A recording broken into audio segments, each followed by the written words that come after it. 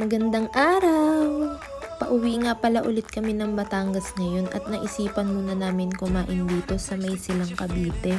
Sarado yung una naming tinigilan, buti na lang may katabi pa ulit na kainan. Okay nga din dito kasi maganda yung place at saka pinayagan nila kami na ipasok namin din si Ori. Habang nasa biyahe, nagulat ako dito sa asawa ko at biglang lumiko dito sa gawi papuntang picnic grove. Naglambing lang naman ako kanina na baka naman. And we're here! Thanks asawa! Matindi nga ang sikat ng araw nito pero iba-iba dahil malamig naman yung hangin. First time nga namin makapunta dito pareho. At ang maganda pa dun, kasama pa namin si Ori.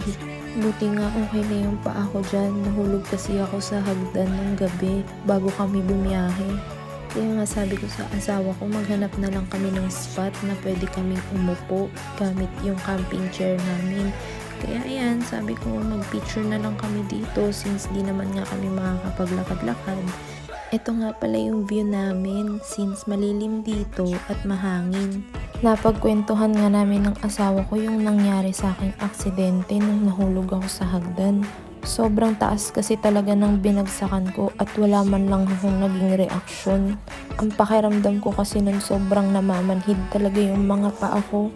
Akala daw kasi talaga niya pumutok yung ulo ko dahil tiles yung pinagbagsakan ko.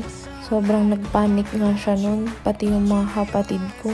Buti na nga lang, minimal lang yung nangyari sa akin. Hindi rin pala kami nagtagal dito, siguro mga 1 oras lang kasi baka maabutan kami ng ulan, medyo malayo pa rin kasi kami. Kinabukasan, naisipan nga namin mag-almusal sa may tabi ng lawa, kaya maaga kaming gumising ngayon. Bumili lang kami ng pandesal para may kainin kami mamaya. At yung binibilhan namin ng kape, sarado pa, masyado pa kasing maaga. Super happy nga ako kasi meron na kaming camping chair. Para kahit saan kami tumambay dito sa tabi ng lawa, pwede na kami makaupo. Noon kasi sa may mga gilid lang kami, ayun no, kung mapapansin ninyo yung may mga bato at may string.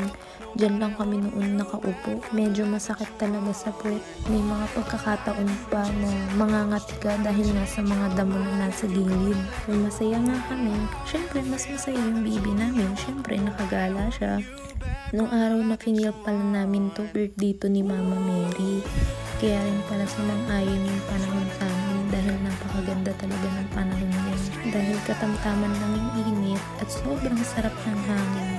Naglakad-lakad nga muna kami ni Ori habang si Daddy nag-aayos ng camping chair namin.